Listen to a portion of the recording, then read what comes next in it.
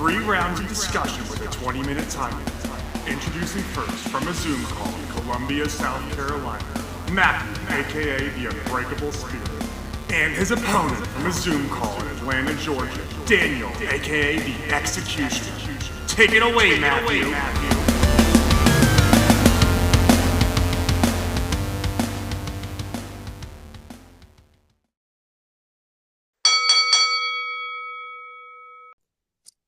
Thank you, Jesse, for that wonderful introduction. Hello, everyone. This is episode number 95. 6? No, 95. You're right, 95. I thought so. 96 is next week of At Odds with the Unbreakable Spirit. And the Executioner, Daniel Travis. Can you at least let me do it for episode 100? Maybe. I had a feeling you were going to say that. I'm the Unbreakable Spirit. Let's Yeah, go to the topics. Yes. By now, you would probably know who the hell we are. Yeah, but... Anyway, topic 1. Wrestlers WWE have overpushed. Topic number 2.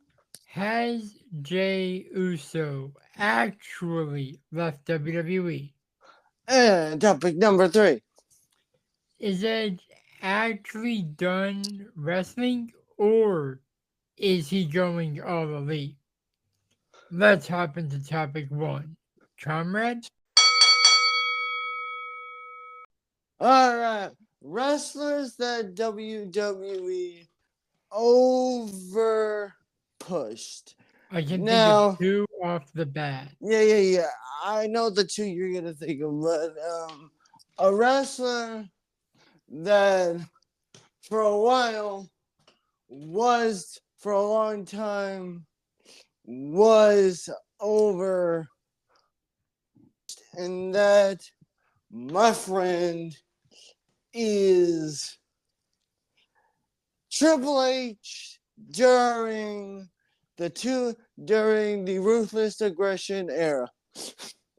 During the time of Evolution. And then while it was an overpush, it kind of makes sense, because if you want him to be the top heel on Raw, you can't be the top heel if you don't have the big title.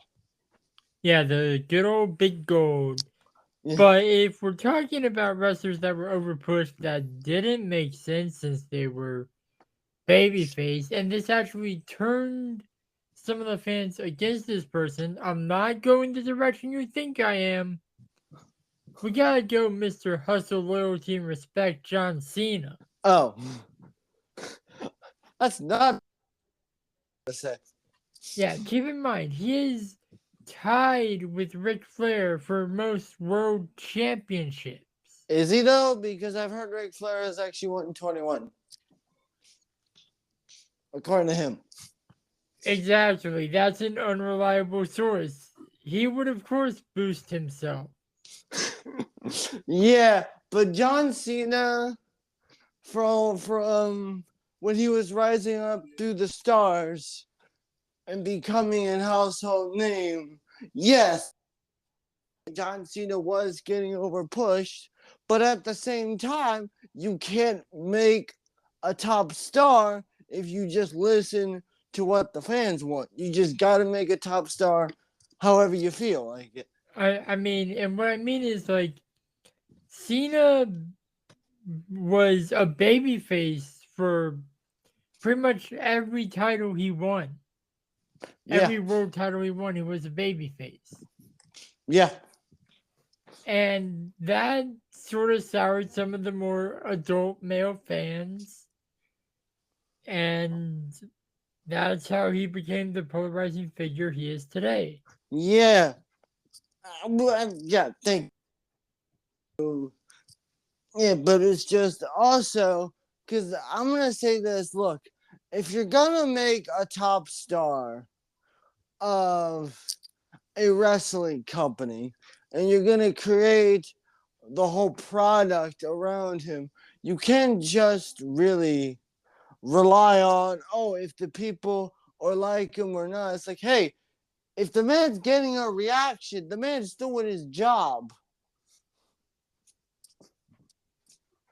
Whether Yeah. you boo him, whether you cheer him, especially Triple H during the Ruthless Aggression is like when people hated him, it's like good, you're supposed to. I'm the bad guy. Yeah. I'm doing my Or fucking as job. Harley Quinn said, we're bad guys. It's what we do. Exactly. It's like, and another wrestler before he was the tribal chief was Roman Reigns. That was one of the two that I mentioned was on the top of my head when we started this section. Yeah. Now, I will admit, Roman Reigns, yes, back then was shoved down our throat. But did anyone consider the fact that I think, like, look, it's like, whether WWE wanted to admit it or not, is that they needed somebody to replace John Cena. And they wanted to go with somebody who's part of one of the biggest wrestling dynasties ever. Yeah, but the problem is, well, the problem got so bad that WWE was actively censoring the fans' boos to Roman. True. And But- so you mentioned one of the ones on the top of my head. The other one was the Beast Incarnate, Brock Lesnar. At what point in his career? Post WrestleMania 28 return. Okay, yeah, that's true. Yeah. I know that Brock Lesnar did that made sense is, when he beat John Cena to win the world title, it's like, okay, admittedly, when you beat something like the streak, you kind of really got no choice but to carry that momentum. Admittedly, Yeah. Lesnar didn't need that, but it's just like somebody had to do it. To do that either. I mean, like, damn, you're respected when even the goddamn because I've heard this from Mark Holloway, aka The Undertaker. He doesn't remember fucking shit from that day. Well, yeah, he had to be carried out on a stretcher, didn't he? Yeah, and Vince left with him. That's how you show you're respected. If the boss goes with you to the hospital. Yeah, no, I will admit, you got the timer going, right? We got 16 seconds.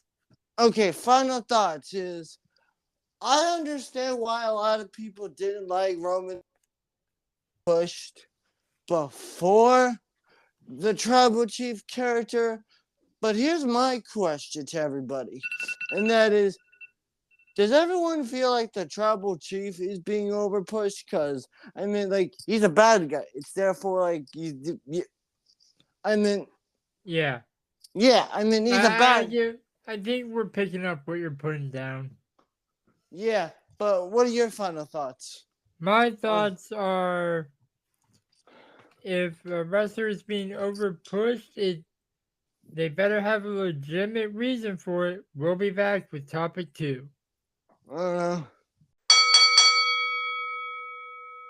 And we are back with topic number 2. Has Jey Uso actually left WWE? For those who don't know what the hell we're talking about, because or I have don't been know, living maybe under you're living under a rock or something. Yeah. Was it like 2 weeks ago? Yeah. Jey said, I'm out of SmackDown, I'm out of WWE, deuces, I'm out of the ooses. Nope, you forgot one thing. Right, I'm out of the Bloodline, I'm out of SmackDown, I'm out of WWE, deuces, ooses. And after that, he was moved to the alumni section of the roster.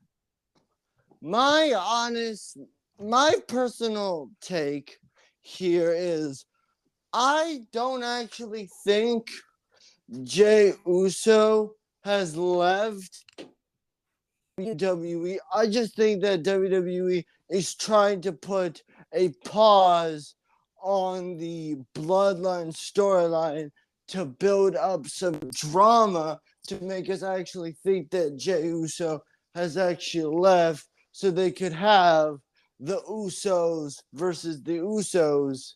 Jey Uso Yeah. versus Jimmy Uso I- at Mania. I agree with you. Battle of the Brothers. And Yeah. last week we talked about the long-term the long-term storytelling of the bloodline. And this is Yeah. just another layer in that, to be honest, in my opinion. Agreed. I think that this storyline that somehow, some way, Jey Uso either this might, because here's another thing is that what if Jey Uso or Solo wins the US brother Jimmy Uso. right, Jimmy Uso versus Jey Uso for the United States Championship at Mania to add more drama to that fuel. Yeah, that would be interesting. And like, Yeah. do you think this is that? Now, we should have asked this question last week. Do you think the Bloodline story is ever going to end? No. I personally don't think the Bloodline storyline is going to end until somebody. I even think the Bloodline storyline is even going to end even after someone beats Roman. Yeah, that's a fair point. I mean, the only way I feel like it could end at this point is if Dwayne decides to beat Roman. Yeah.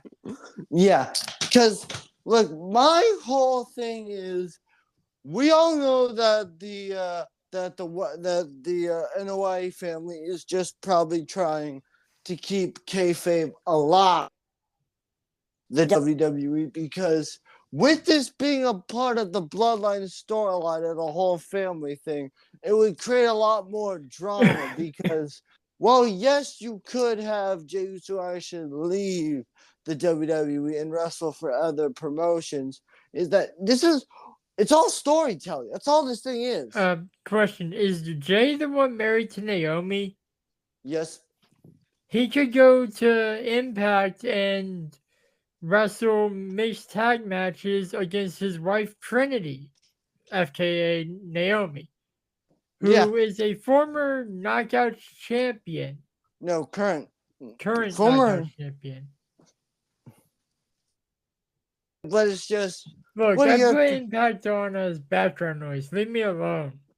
All right, what's your thoughts on this whole has Jey Uso actually left the WWE story? I mean, I feel like the alumni section is just to sell it to the fans because we know how important selling is to storylines and matches and stuff like that. This is just another layer, another chapter in the story of the Bloodline. Oh, yes. And I also think is WWE is not going to release one of the superstars that has been, that has been a part of the WWE for 10 plus years in their entire life. Yeah, the Usos, holy shit, they've been in it for like 13 years. Didn't they debut after WrestleMania 26? Yeah, 2010. Yeah, so that's 13 years. Yep. And in my humble opinion, I think that WWE, of course, and look, the only reason that they're going to probably build off this match to WrestleMania, Jimmy versus Jey, is because in an interview with the Usos have said before they call it a career, that is the one thing that they want. They want to battle each other at WrestleMania. Every sibling who's a wrestler's dream. I mean, hey, Owen Hart Owen and and Bret Brett, Hart. Matt and Jeff. In It's like, kayfabe, hey, Undertaker versus Kane. Like, yes. they did that like twice. Oh yeah. But in my humble opinion, I don't think Jey Uso has left the WWE. Now, if you wanted to leave, give him permission to go wrestle for other companies to spice up the storyline, that's a hell of an idea. But I also think that at some point, Jey Uso to return to the WWE or come out in the match and interfere in a big time match for Jimmy Uso and cost him the match that lead to the match at Mania. That's my thoughts. All right, but before we hop into the final segment, I just want to say this. What if instead of going to another big promotion like Impact, Ring of Honor, or AEW, Jimmy goes on the Indies and teams up with the final of Rikishi's children? Who? Because I don't remember the guy's name, but Rikishi's like youngest is currently wrestling on the independent circuit under his real name. All right.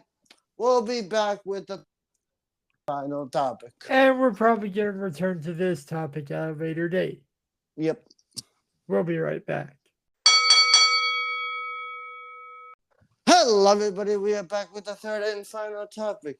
Has Edge actually retired, or is he going to go to All Elite Wrestling? My humble opinion is, if Edge, don't think Edge is going. The only reason I think Edge would go to AEW, the only reason, is to wrestle Christian. That's it. I think the only reason he would go to AEW is to team with Christian Cage against the Hardy Boys.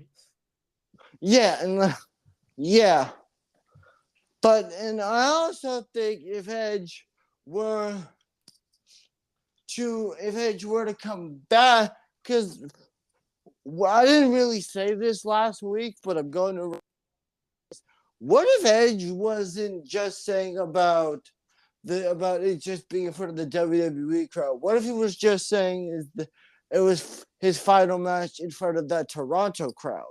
I think it wasn't that. I think it was I don't think it was just this is my last time in front of a WWE crowd or this is my last time in front of a Toronto crowd. I think like this was his last match.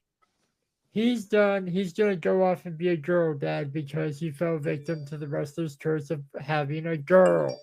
Yeah, but I saw a little video, and she's saying is that there's not really he's not really on bad terms with the WWE. Is that he said that everything that he pitched something to WWE, but WWE creative turned it down.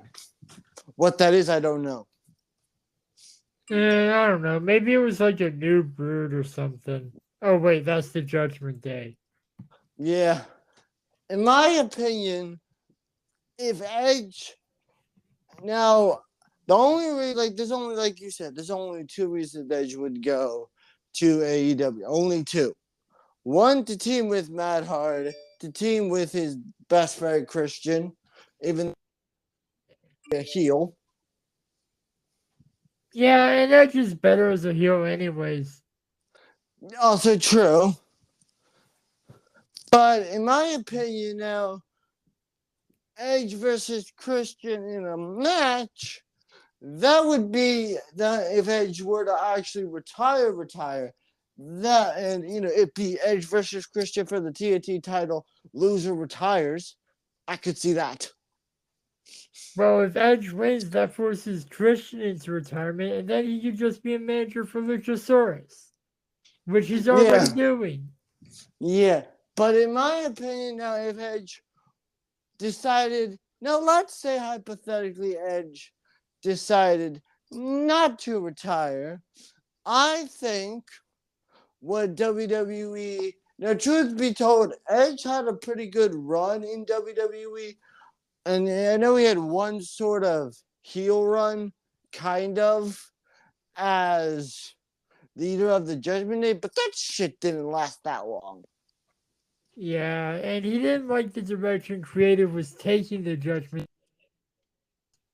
But in my opinion, and this is just truthfully my opinion here, I would have Edge come back for either two reasons. One, to try to win the title that he never lost from Seth Rollins, or two, to have a retirement match, one final match against John Cena at Mania. That would be it.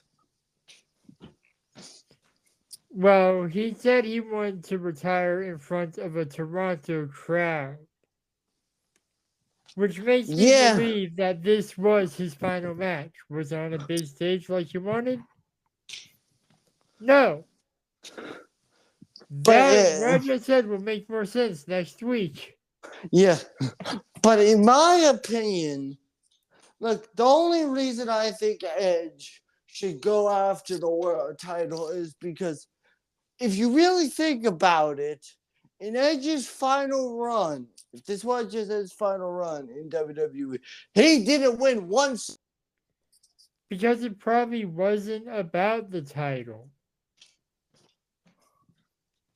He probably just wanted to put on good matches before he made himself immobile. Because keep in mind, the only reason he was even able to return was because of a triple fusion in his neck.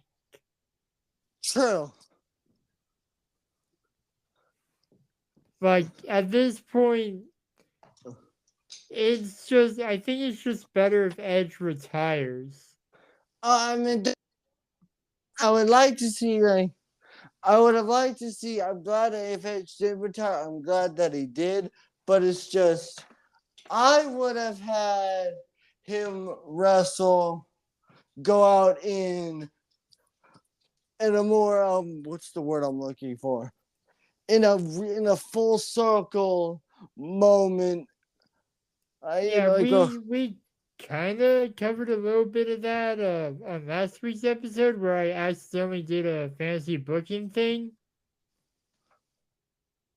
Yeah, but I'm just going to say, if I were to have Edge retire, and I'm going to put this out there, I would have Edge wrestle Rollins, beat Rollins, and then whoever he beats, we would lose as world champion and therefore retire as world champion twice.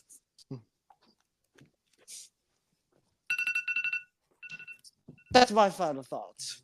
Yeah, but we're probably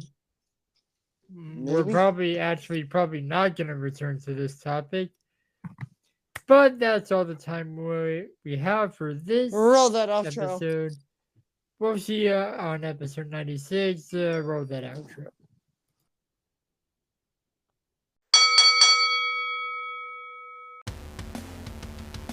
Thank you for listening to At Odds, hosted by the Unbreakable Spirit and the Executioner, edited by the Unbreakable Spirit. You can follow me on Twitter and Instagram at MTS_life_0126. You can follow me on Instagram at DanTravis21, and you can also follow me on the Twitter at DanTheExecutioner21. And you can follow the podcast at Odds Podcast. We'll be back next week with more debates and discussions. But until then, the Executioner and the Unbreakable Spirit will still be at odds. Thank you, losers.